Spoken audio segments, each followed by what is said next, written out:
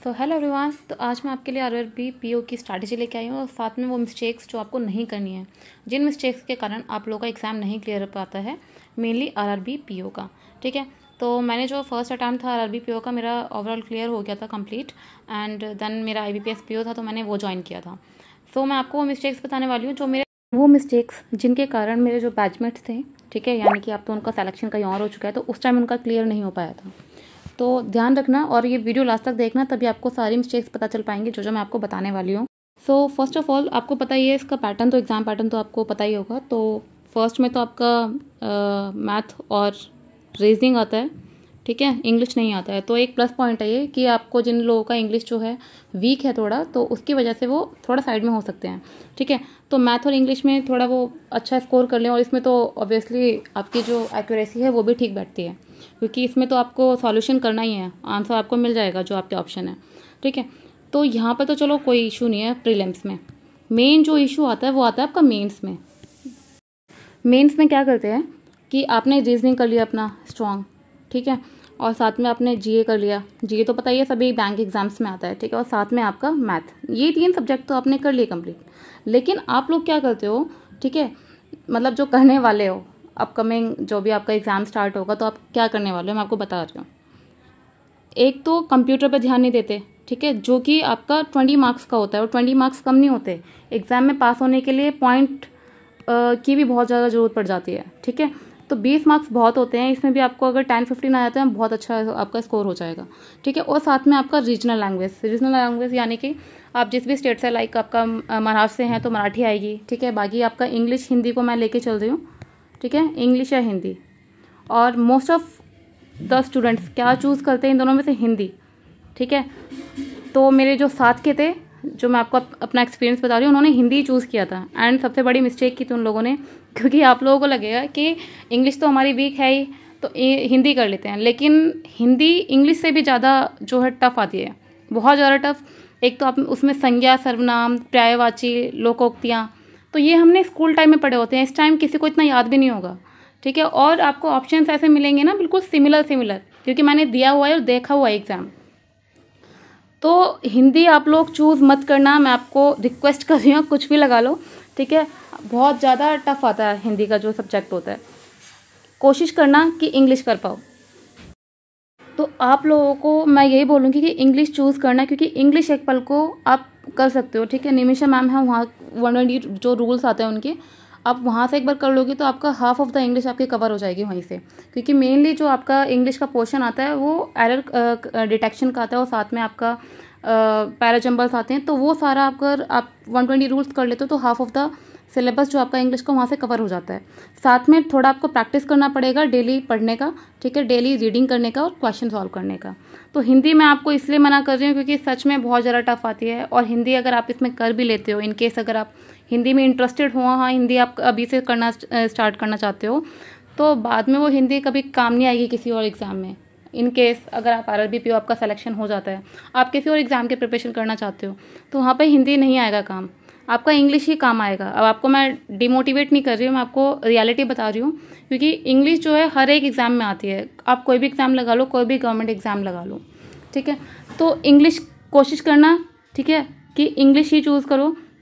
और दूसरा कंप्यूटर को आप लाइटली मत लीजिएगा, क्योंकि कंप्यूटर 20 मार्क्स का है। और ये नहीं कि आपने बस एग्ज़ाम ख़त्म हुआ उसी टाइम पढ़ना है आपको, कि हाँ एग्ज़ाम आने वाला है मेंस का, उसके बाद आप पढ़ना स्टार्ट करोगे।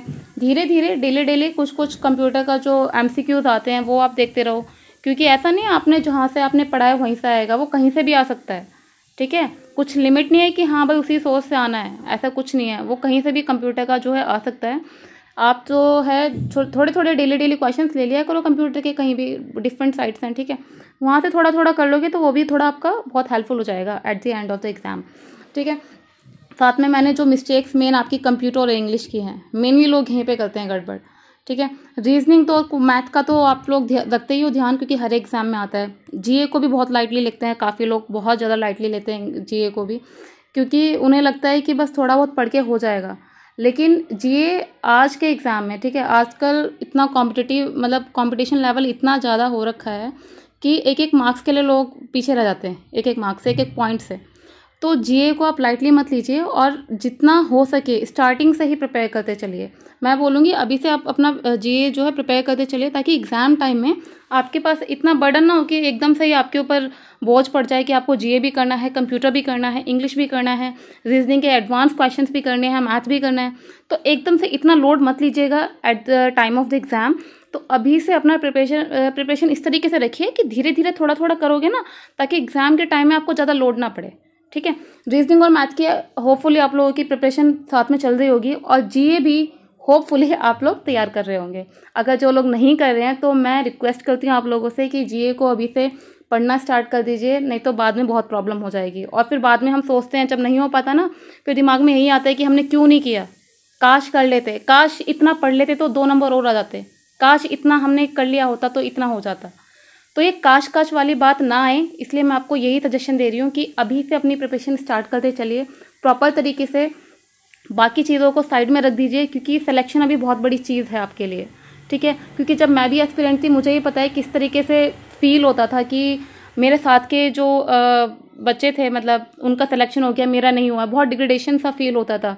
ठीक है, तो वो फीलिंग मैं आप लोगों की समझ रही हूँ, और मैं चाहती हूँ कि आप लोगों का इस बार जो है बार बार एग्ज़ाम ना देना पड़े। और जो रिपीटर्स हैं, ठीक है, तो उनको तो मैं और सजेस्ट करूँगी आप लोग इस बार जो है कोई भी मिस्टेक्स ना छोड़िए कि आपका कहीं से भी सिलेक्शन आपका रुके।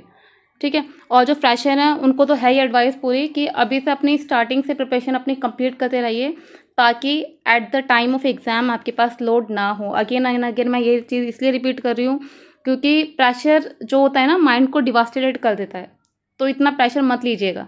ठीक है, प्रेशर को बांट दीजिए कि इतना रीजनिंग का मैंने इतना कर लिया है, अभी जीए का इतना कर लिया है, ताकि बाद में जो लोड ना बढ़े। ठीक है, क्योंकि एकदम से ना माइंड बिल्कुल ना एग्जाम हॉल में बस्ट हो जाता है।